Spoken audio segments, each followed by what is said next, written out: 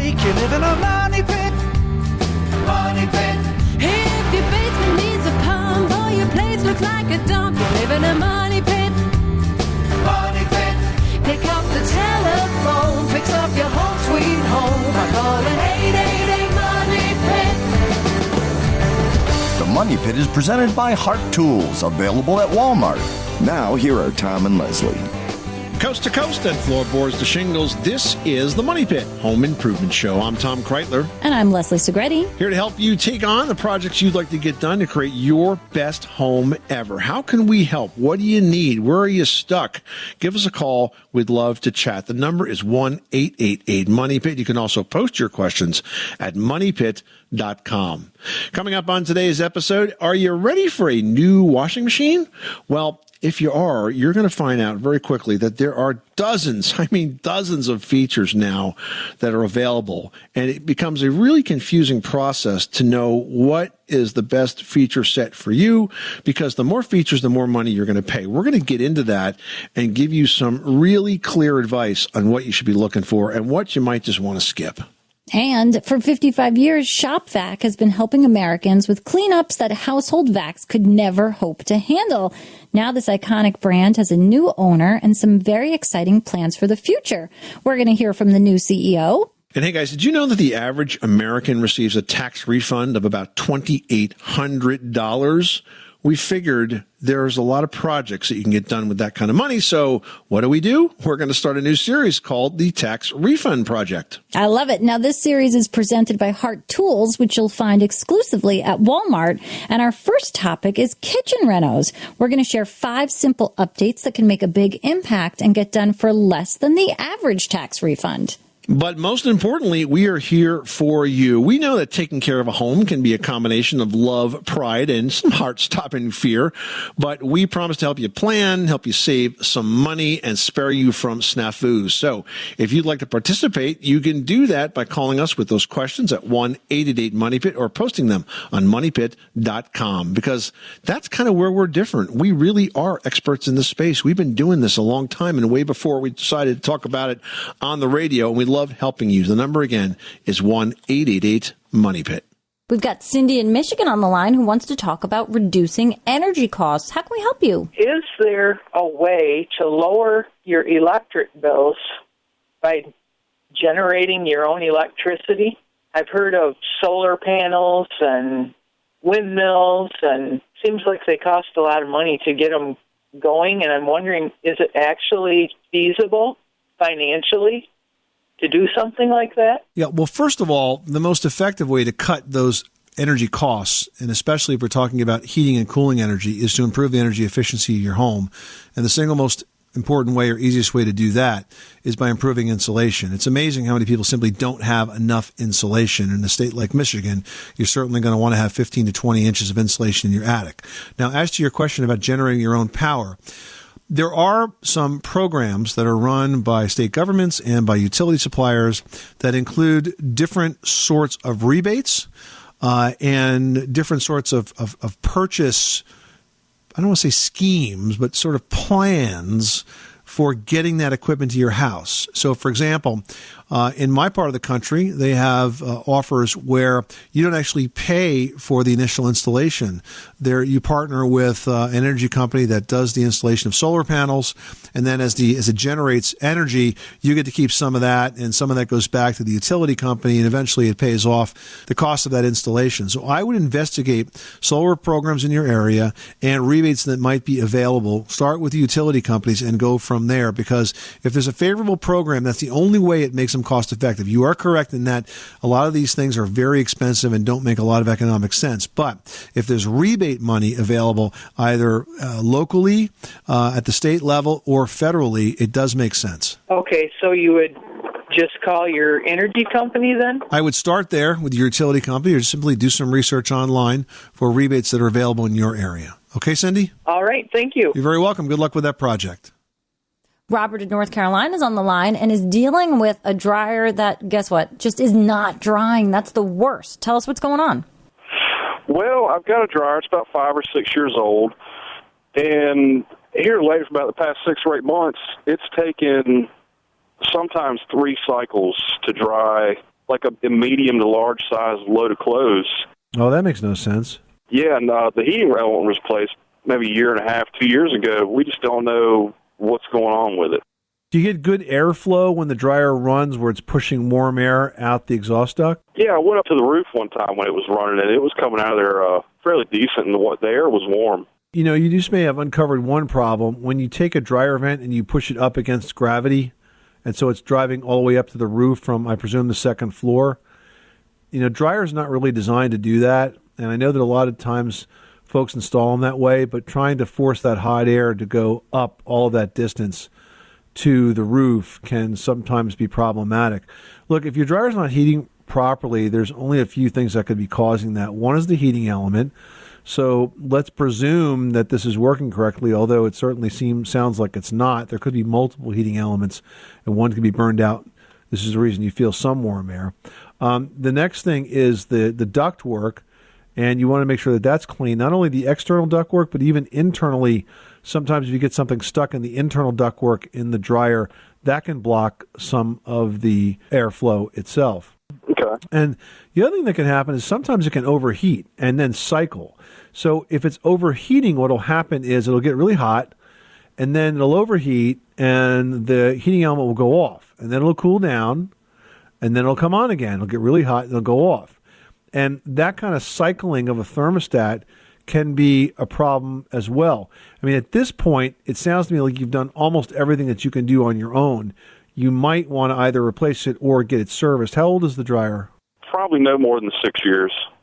Yeah, well, I mean, 6 to 8 years is not a terribly short period of time for a dryer. So you might want to think about replacing it or getting a pro to fix it, because I think it's probably one of those three things that's causing the issue.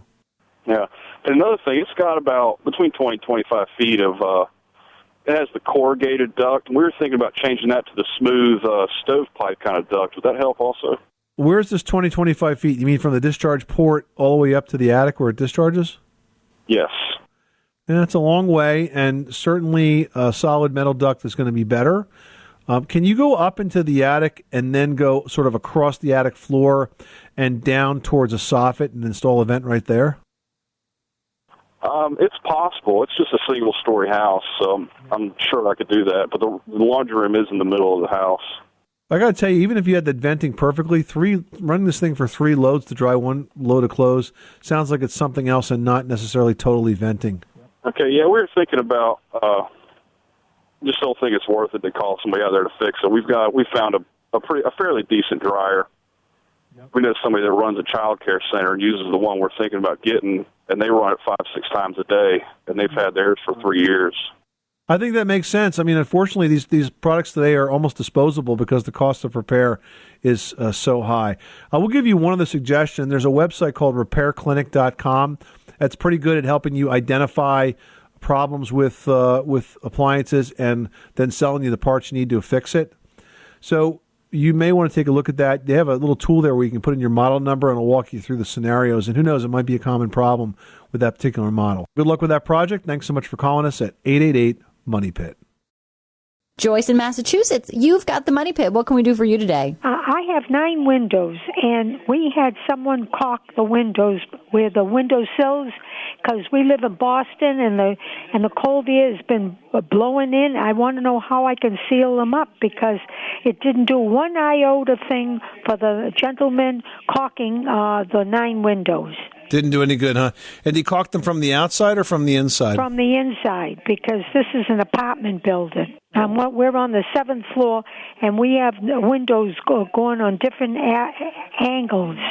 And so I'm trying to find out what is the easiest way to prevent the cold from blowing in, because it's unbearable. Okay, since you're on the 7th floor, I presume that you don't use your windows. You would never use your windows for emergency egress. Do any of them go to a fire escape or anything like that? No. Okay, so there's 2 things that you can do here. One of which is you can use shrink film. It's a clear plastic wrap that you cut to fit the size of the window. Mm-hmm. You attach it with a clear double-face tape that comes with it. And then you use your hair dryer to heat it, and it becomes very taut and clear so it doesn't obstruct the view. What about weather stripping, like weather felt? Well, that's all possible, but there's another option, and the reason I asked you if you needed to use your windows for egress is because I was going to recommend temporary weather stripping. Now, there's a caulk that's like a weather stripping sealant, but it's a temporary sealant, okay? So the way this works is you essentially caulk your windows shut. You caulk all the seams in the window where they slide up and down with this clear temporary caulk. And then what happens is in the spring, you can actually grab the edge of this caulk and peel it right off. It comes off like a clear rubbery strip. It enables you to essentially seal your windows shut in the winter and then restore them in the spring. Thank you very much, and I enjoy your program immensely. All right, good luck with that project. Thanks so much for calling us at 888-MONEY-PIT. Well, if you're in the market for a new washing machine today, you're going to be presented with dozens of possible features. And as more features are added to the machines, the price goes up. So, Cha-ching! Yeah, so to help you narrow those options, Consumer Reports recommends that you choose higher performing washers that fit your budget and then consider features that add convenience or some that save time. Yeah, now based on their tests, these 4 are making the most sense. First of all, automatic dispensers. I mean, this feature is designed to dispense detergent, bleach, fabric softener, whatever you like to use at the right time and the right amounts. And today, some of the washing machines can actually hold several months worth of detergent. So that's a big time saver. Another is automatic temperature control. Rather than simply mixing hot and cold water in preset proportions, auto temperature control adjusts the water to the optimal temperature for whatever setting you've selected. Now, the next one they recommend is the extra rinse cycle. I thought this was really interesting because all types of washing machines use a lot less water than they used to, and most new washers have an extra rinse cycle. And it can really help you if your skin is sensitive to detergent residue, because if you think about it, since we're using less water, you're not getting as much of a rinse, right? So this gives you the extra rinse, and it also helps wash away pet hair and other stubborn messes. And finally, stainless steel tubs. Definitely a sign of durability. These can withstand the higher spin speeds much better than plastic, and they can take out more water, and they can actually cut your drying time. So there you have it. 4 things to think about if you're shopping for a new washing machine, thanks to the folks at Consumer Reports. Barry in Tennessee needs some help with his jacuzzi. What can we do for you? Well, what happened was the drain got stopped up. So I took some Crystal Drano and poured it, and it got on the tub itself. And it burnt all the way around the drain. I mean, it's burnt plastic. So I was wondering, is there a way to get that back to looking new, or do I just have to replace the whole tub? Well, unfortunately, you've chemically damaged the tub by using caustic drain cleaners. We really don't like caustic drain cleaners for reasons just like this. They don't really work very well to begin with, and what happens is you end up overusing them or spilling them, and I've seen them melt tubs and melt plastic before. You know, there's a new drain cleaning product on the market right now that I've just come across, and it's fantastic. It's called Drain FX. The website is drainfx.com. And essentially what this is for under $20, you're purchasing what's in essence a pressure washer for your clogged drain lines. You hook this up to the sink faucet. It has a long tube that you can run hot water down. You drop this into the trap, and then you turn the water on, and it blasts the clogs away. It's under $20. Check it out at drainfx.com. You should have one in your toolbox because you never know when this is going to happen. And look, you could save yourself not only the hassle of a clogged pipe, but in your case, the hassle of potentially replacing a tub or learning to live with the ugly stains that have resulted. Do not use caustic drain cleaners on these surfaces. Take a look at Drain FX. It's a much better option. Barry, thanks so much for calling us at 1-888-MONEY-PIT. Thanks. Angela in Missouri, you've got the Money Pit. How can we help you today? I am purchasing a beautiful 1940s home. It's 2 stories with a basement. And I was just wondering your guys' thoughts on the second floor. Basically, there's a very tiny staircase that goes up to the second floor, and I'm worried about, like, if there was a fire, something that blocked the stairway, are there products out there that you can purchase, like a roll down ladder or some kind of alarm or something? What do you guys know about that? Sure. I mean, there's all sorts of things. In terms of egress, if you have just the staircase and you want another option, you could always get a ladder that it's like a chain ladder that hooks over the window and you drops down the outside wall of your house. Problem with those, though, is that from a practical matter, in a fire, if you have black smoke filling the house, it's really hard to find that ladder and set it up. Some of them are actually built into window box units that look like a decorative window box that you can attach to the exterior of your home, and it would be right outside of the window. But then again, that's not really ideal if it's a kid's room. Right. Yeah, and it's just me and two kids, and we all have our own room. So I would make sure that you have a good quality smoke alarm system. If you can afford to use one that's centrally monitored, I think that's best, because now the home is being monitored 24/7, and you could add carbon monoxide protection to that, and even flood protection to that, and temperature protection to that, all in the same system. Is there some kind of system that, I don't want to have to hardwire it in the house, but is there a system that maybe uses Bluetooth or something to that effect to talk to each other? Yes. If you have hardwired smoke detectors now, so if you have a detector that's already wired, not battery powered, but hardwired, you can replace that with a Nest Protect. And the Nest is the brand, Protect is the detector. And the Nest Protect is a combination dual technology smoke detector, so it works for both with a photoelectric sensor and an ionization sensor, which basically means it will detect smoldering fires and flash fires, but it also protects you against carbon monoxide. Now, what I like about this system is if you also install it with the Nest thermostat, if either of those things were to happen, if you had a fire or you had a carbon monoxide alert, it will actually turn the thermostat off, which is important because if it's carbon monoxide, the most likely source in the home is the furnace or the boiler, depending on what kind of system you have. And if you have a fire, running that furnace during the fire helps to spread the smoke. You definitely can install it yourself. It's not difficult. Nest provides great instruction on how to do that. In fact, I have a centrally monitored system in my house, but I decided we also had, sort of as a redundant system, two hardwired detectors, one on the first floor, one on the second floor. I've just replaced those with the Nest Protect, and I'm really happy with it. I think it's a really good system and just gives me some added peace of mind. Okay, well, thank you so much. That's a great idea. I think that's the way I'm going to go. All right, Angela, good luck with that project. Thanks so much for calling us at 888-MONEY-PIT. Well, there's a rare level of notoriety for products whose brand names become synonymous with what they do. For example, you may ask for a Xerox copy or grab a Kleenex or use Scotch tape to make a repair. But for cleanup of big wet and dry messes around the house or the garage, the tool you turn to is a ShopVac. And for 55 years, ShopVacs have been helping Americans with cleanups household vacs could never hope to handle. So with us to talk about the latest changes for ShopVac and new innovations to come is Gary Duboff, ShopVac's Group President and CEO. Welcome, Gary. Hi, guys. How are you? We're excellent. So ShopVac is one of those products that really defines the action, right? I mean, when you have a big mess, you say, I need my ShopVac. And the problem is that people call tools ShopVacs that even are not ShopVacs. So that's why I wanted to make the point that this is the original ShopVac, and you guys have been building them for 55 years, and now you got a lot of exciting changes happening. So tell us about it. Yeah, we do. We we took over the business on December 23rd, and it was purchased by a division of Great Star Tools USA and by the name of Hangzhou Equipment Holdings. And for those not familiar with Great Star, and I wouldn't expect a lot of people are, Great Star is really one of the largest manufacturers of hand tools in the world.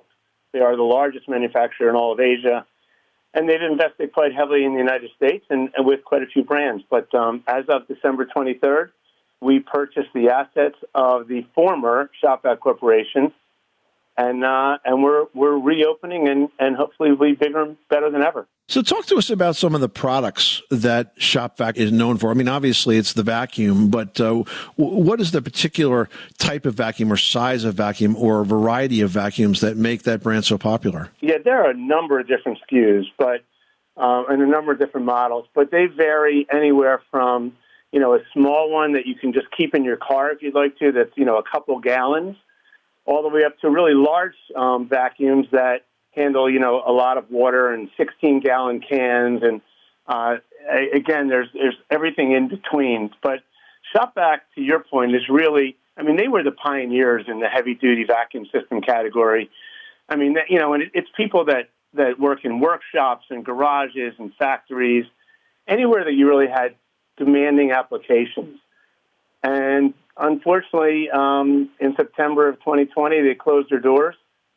But the good news is we're back, and we're going to be providing customers with what we think are very reliable and trusted products that we've been selling for more than 55 years. Now, with this new acquisition, do you think that most of the products will be manufactured overseas, or are we looking at sort of a combination of U.S.-based and overseas-based? We are really happy to say that the plant that we've always had in Williamsport, Pennsylvania, is open now. It will remain open. We produce a number of our vacs right there, many of the large ones, actually. So from like 10 and 12 gallon on up are produced in Pennsylvania. They always have been, and they will continue to be produced there. That's great. We do have plants in China and Vietnam as well, and we will continue to make some products there. A lot of the smaller vacs are made overseas, but it will be a hybrid, just like you mentioned, Leslie. We'll make product in both areas. And as you mentioned, Great Star is very well established in the tool business. Some of the brands that you may be familiar with are Arrow Fastener, for example, or Pony and Jorgensen Woodworking Clamps, and Goldblatt Concrete and Drywall and Masonry Tools, and even Prime Line Products, which makes security hardware. So this company has been expanding and doing well and making good quality products in the U.S. for a long time. Great Star they're a really tremendous company, but they've got a really strong track record of acquiring very well-known American legacy hardware and tool brands. And the brands that you just mentioned, Pony Jorgensen, Goldblatt, Arrow Fastener, Primeline Products, these are now all in the Great Star portfolio, and we are really pleased that the brand ShopVac is now in our portfolio as well. We're very excited about it. We think it's something that we can bring a lot of innovation to the category, and a category that really needs to be innovated. It's been a little bit stale for a while, but we're excited about the changes that can be made. And we're seeing from the customer perspective a huge need in the marketplace. There are not that many manufacturers of wet dry vacs. And to see someone like ShopVac potentially, go out of business, it was upsetting to us, and we think it's too iconic for that. We're thrilled that we can bring it back. That's really great that you're able to keep these really well-known American brands that are so synonymous with fine tools and just helping all of these DIYers out there to help them just retain their position and just find their way back. It's fantastic. I saw the ShopVacs being distributed in Walmart just last week. I was down the tool aisle. What other hardware and home center retailers are you going to be using for distribution? We're going to be in all the major home centers, all the major big box retailers. One of the things that we do a really good job at is distribution. Our goal is to be able to offer the product wherever the consumer is ready to buy. So if it's online, we'll be online. If it's in a big box home improvement store, we'll be there. If it's in a hardware store, we'll be there as well. So we're excited about the distribution, and we're really excited about the brand itself. It's iconic, and we're thrilled that it's going to be here for a long, long time. Well, we're excited for you, Gary. Thank you so much for stopping by the Money Pit. 55 years this brand has been around, and I'm sure it's going to be around for many, many more under your new leadership. Gary Duboff, the CEO of ShopVac, thanks so much for stopping by the Money Pit. Guys, thanks for having me. Well, guys, did you know that over the last 3 years, the average tax refund was over $2,800? And for DIYers, that means some newfound money to take on projects that you may have been putting off. Well, to help you make the best use of your hard-earned windfall, we've put together a series of projects that will add value to your home and get done without blowing your tax refund budget. Today's tax refund project is presented by HART Tools, available exclusively at Walmart. And today's project is kitchen renovation. Now, look, kitchen renos can easily cost tens of thousands of dollars, but they don't have to. And here's why. There are simple updates that make big impacts. So here's our top 5. First, Flip the floors. New flooring alone can totally change the look of a kitchen, and floors today are very easily installed. Between the traffic from family and pets and small spills and bigger floods, though, kitchens are a challenging environment. So there's a wide variety, though, of beautiful, affordable, and durable floors that are also 100% waterproof. So look for products like EVP or engineered vinyl plank, which looks like wood, installs easily, and is completely waterproof. Next up, let's talk about the cabinets. Now, if your cabinets are in good shape, but maybe you don't just love their finish or something, keep them. You can actually paint your kitchen cabinets. It's a great option. It's a good cost saver. In fact, solid color cabinets are more popular than ever right now. You just have to be sure that you select a high bond primer and a good quality paint. This way you're going to get professional results that will stick to that really highly used surface. Now, another big spot you can look at in the kitchen is the countertop. These really become the feature point of your entire kitchen design, and changing the countertop is a simple way to make a big change. Now, counter materials can vary as much in price as they do in style, but there are many that can be done within the budget of the average tax refund. You can choose between an inexpensive laminate or go for more costly options like granite, quartz, or another solid surfacing material. And if you've got a budget makeover, you can also resurface laminate tops with coatings that have been specifically designed to put a new finish on an old laminate top. And they're pretty easy to do, and they're very user-friendly. So lots of options to change this big surface in your kitchen space. Now, whether you're changing the countertop or not, you could also easily just switch out the faucet. There are a wide variety of faucet styles in the neighborhood of just like maybe a couple $100 that would allow you to amp up that kitchen style. Just look for kitchen faucets that have the EPA's Water Sense seal. That means they are going to use less water and not give up performance.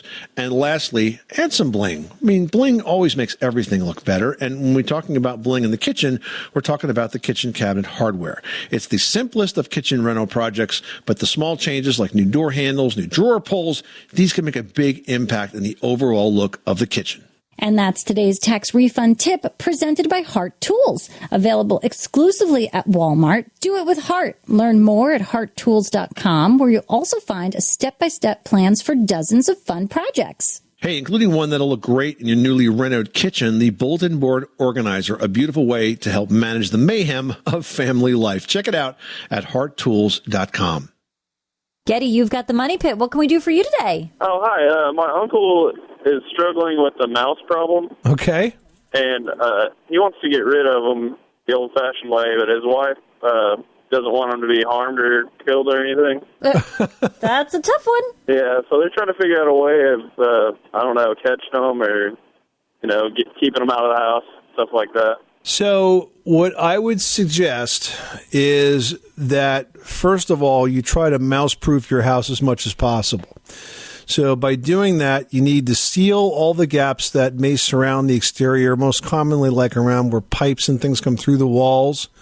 Secondly, you want to avoid anything that creates a nesting site or areas where the mice can sort of dig into. Like, for example, a common one might be firewood piled close to the house and that sort of thing, high grass. So you want to try to make that as unmouse friendly as possible. Next, you want to look at moisture sources and food sources that are inside the house. So, for example, I've seen folks develop mouse problems because they have pet food, the big heavy pet food bags, perhaps sitting on the garage floor where the mice decide they're going to cut their own door into the side of that bag and help themselves. So you want to make sure that any type of food source is off the ground, up on shelves, and in rodent-proof containers, metal containers. Okay. You could also put in, let's see. She doesn't want to kill them. So pretty much any other way to get rid of these things is going to kill them. You could use bait stations where does she just not want to kill them, or she just want them to die in the house? Because it's a fine point. If you use a bait station, they usually take the bait and go outside while that stuff goes to work. I can understand her perhaps not wanting to use mouse traps because that can get kind of messy and gross. But, I would suggest you try to make your home as rodent resistant as possible. We've got a great article on how to do that. It's called Beating the Rat Race. It's on moneypit.com. But I do think that if you really want a permanent solution, you're going to end up having to use some rodenticides as well. Okay. I think that beats her idea. She's wanting to catch them all and take them down the road somewhere. Oh, jeez. You're not going to catch them. They're pretty fast. Yeah. All right. Good luck with that project. Thanks so much for calling us at 888-MONEY-PIT. Thank you. Libby has reached out to us at facebook.com/themoneypit. That's right. Libby says, when I flush my toilet, a very loud sound is heard coming from the vanity and sometimes the shower drain. Several plumbers have advised to break the wall and access the pipe. There's got to be an easier way. I think plumbers always start with the most destructive method first. First, we're going to break down this wall. You have no access panel. We're going in. If you've got gurgling sound, that is because you've got some sort of obstruction in the plumbing system. And there's a couple of ways to deal with that without having to break down walls. First of all, if it's a pipe that you can't access, you can always access your drain pipes from the roof. Well, not you. A professional would go up on your roof and run it down to clear the drain pipe. And if there's a question as to where the clog is, you can also run a camera down there. They're really small these days. They will pinpoint exactly what's there, and they'll know exactly how to get to it, hopefully without destroying any walls in the process. And Libby, next time, if say they do have to break open that bathroom wall or some wall, make sure they put an access panel in. So if something ever happens again, they're just removing a little bit of the wall that's made to purposely be removed. So keep that in mind. Well, do you have a boring bathroom, but not so many bucks to spruce it up? There's actually quite a bit that you can do inexpensively and easily with paint. Leslie's got the how-to in today's edition of Leslie's Last Word. Leslie, paint has got to be your favorite DIY product because there's so much you can do. For sure. And I love refreshing a space with a new paint color. It's a lot of fun, it's inexpensive, and it's easy to do, and you can definitely do it yourself. And truly, there is no less of an expensive way that you can transform a bathroom space, really any space. So let's talk about paint. Here's some ideas that'll help you get started. Now, you can stencil the ceiling. And you're like, what? Ceiling? Stencil the ceiling? Yes, it's a space that a lot of people often just say, okay, go in ceiling white, da-da-da, there's my white ceiling. But you can pick a contrasting color or something that's a slightly different shade and sort of a more ecru or a warmer shade of white that's sort of just off one bit. And you can stencil on a pattern there that suddenly becomes this beautiful focal point. You can also paint your ceiling a different color, guys. You can go the same color as the wall. You can go a beautiful blush that's really lovely for when you're putting on makeup. So don't just stop at white. You can do awesome stuff with the ceiling. Now, you can create some really fun vibes or drama, whatever it might be, by picking a bold color for those walls. And you can think about colors that are really hyper saturated, sort of deep blues, super saturated grays, terracotta tones, turquoise, whatever color you like, just go for that super saturated tone of it without being too dark, if that makes sense. Just take a look at those cards.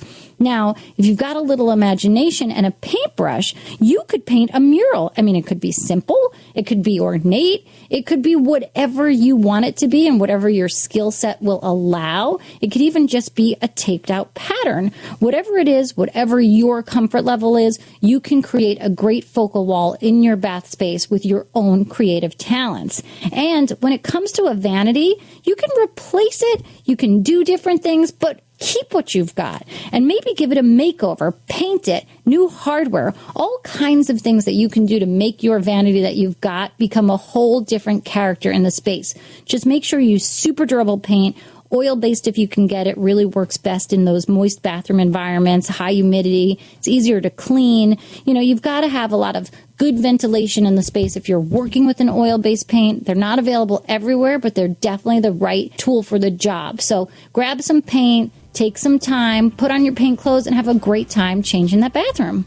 This is the Money Pit Home Improvement Show. Coming up next time on the program, we're going to look ahead to spring projects because it's almost here, finally. And the project we have in mind is privacy.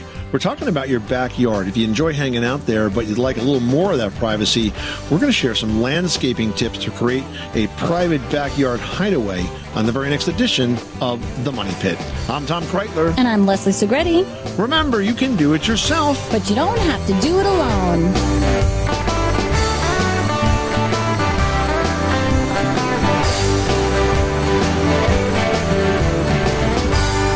You live in a money pit.